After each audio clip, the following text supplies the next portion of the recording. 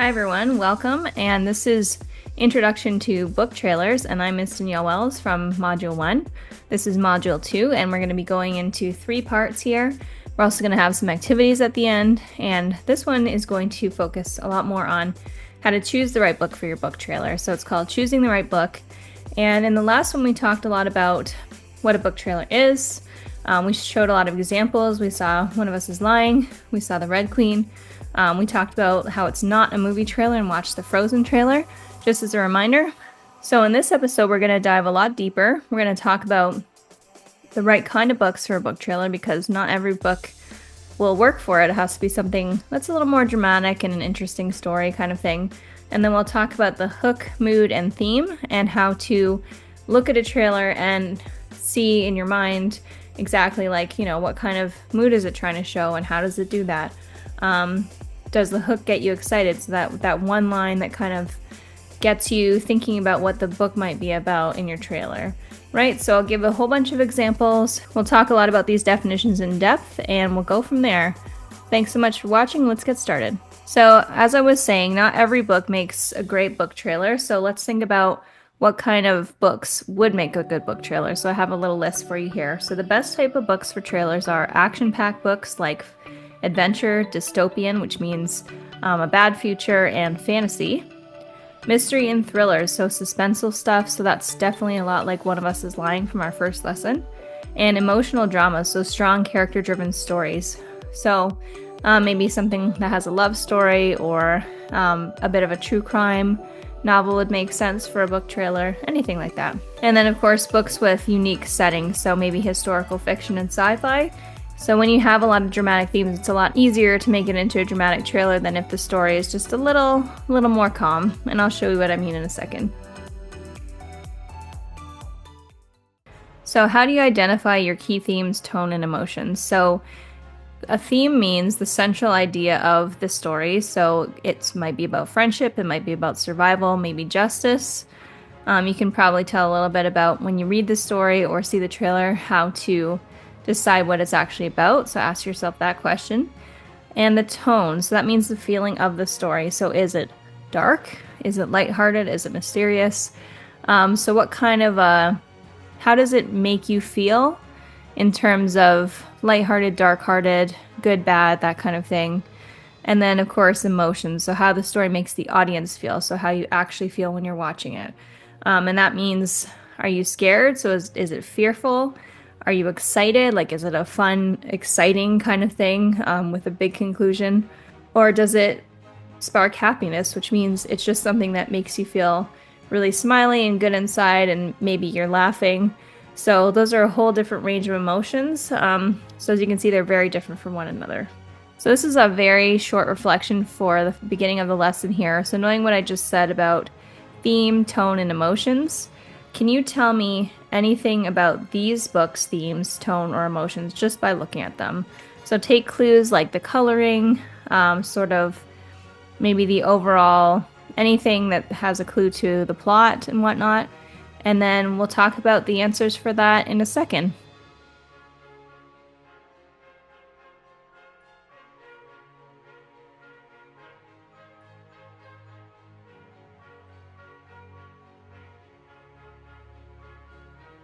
Okay, so now that we're back, so let's have a look. So to all the boys I loved before, P.S. I still love you. So let's do a little breakdown about some of the stuff that we see on there. So I'm seeing a lot of hearts, I'm seeing some boys, and I'm seeing a young teenage girl. So I'm thinking that this is probably a love story just based on everything I'm seeing there. They're kind of in a little envelope, so that probably means that she wrote them some love letters. The colors are very bright, so I think it's a very lighthearted story based on that. Most likely made for, middle school, teenage age, just based on the age of everybody there.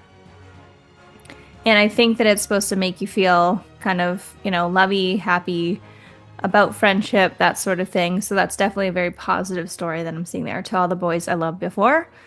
The duckling gets a cookie. So again, it's got a lot of light colors. We see just a pigeon and a little duckling, and they're kind of fighting over a cookie.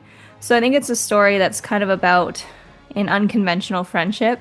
The cartoon is very simple, so that tells me that it's probably for younger kids, and I have a feeling it's a funny story just based on the fact that, the pigeon is kind of freaking out and the duckling is taking his cookie, so I think it's going to be a silly story from those clues. And then here we are looking at Harry Potter and the Goblet of Fire. So a very different tone here. So we know that Harry Potter is usually for about middle school to anywhere from teenage to adults all enjoy Harry Potter. The stories have a lot of variety for everybody. This particular one, I see some scary looking hands. I see fire. I see dark colors. So I am thinking that this is an adventure story.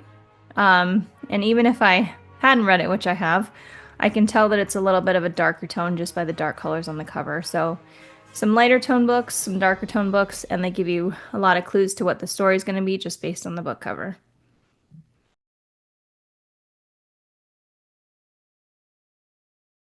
So let's talk a little bit about hooks. So a hook is a one-liner that grabs attention. It's short, catchy, and creates curiosity. This is a key element to developing your book trailer, which you're eventually going to do after we talk about all the definitions of everything. So here's some examples of strong hooks. So one girl, 12 districts, one fight for survival from the Hunger Games. And you can see the picture is right there. And if you've seen the movie or the book, it's a really exciting story. And that's a really interesting and grabby hook that somebody's written for it. And for Percy Jackson right here, so what if the Greek gods were real and what if he were one of their kids? So that tells me that Percy Jackson's a story that's kind of mythological about Greek gods, and it's also about kids in the story, and it's going to be an action story. So that tells me a lot in one hook. Even though I personally haven't read Percy Jackson, I know a little bit about it, and that does describe it very nicely. So here's just a little bit more examples. So again, that's the Hunger Games one girl, 12 districts, one fight for survival. Why does it work? It's short, dramatic, and sets up high stakes instantly, which I think is a good fit for that. The movie Inception, your mind is the scene of the crime. That's a movie about things taking place in people's minds and memories, and it's kind of cerebral and weird and crazy. So why does it work? So it's mysterious and intriguing, and it suggests something unusual and thrilling about the story. And I would definitely agree that that's accurate. Jurassic Park the movie, an adventure 65 million years in the making. Why does that work? It blends science, history, and action in a way that feels epic.